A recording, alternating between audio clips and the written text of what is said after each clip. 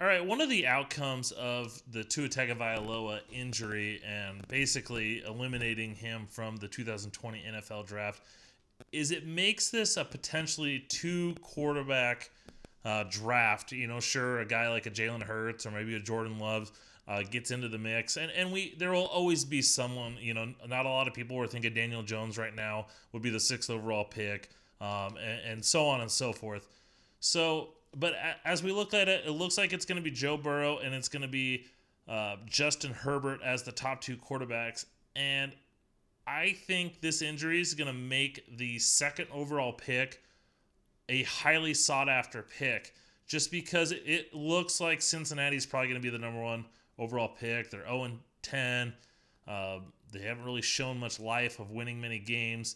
I'm sure they might win one, but I think they're going to end up with the number one overall pick. They'll probably take a quarterback. I tend to think it's going to be Joe Burrow. I wouldn't be surprised if it's Justin Herbert. That number two pick is going to be interesting. And I think it's going to come down to three teams, Washington, New York, and Miami. I think those are the three teams we see kind of sitting at that number two. And if it's Washington and if it's the Giants, I think it's going to create a large it's going to create teams wanting to move up. Tampa Bay is a team that could go after a quarterback. The Dolphins, if they don't get it, they could potentially move up.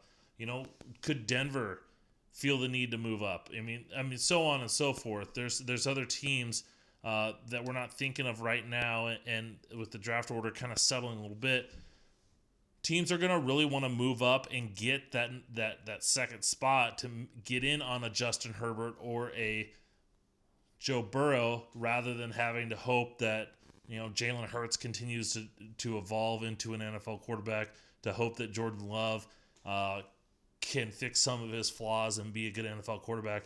And I think a team like Washington that's needing to rebuild, especially around a young quarterback in Dwayne Haskins, whoever their new head coach is, the Giants continuing to need more pieces. And heck, even the Miami Dolphins, if they end up with that number two overall pick and teams are wanting a quarterback badly, I would not be shocked to see them trade out. And that's going to, you know, create the ability for these teams to accumulate multiple draft picks.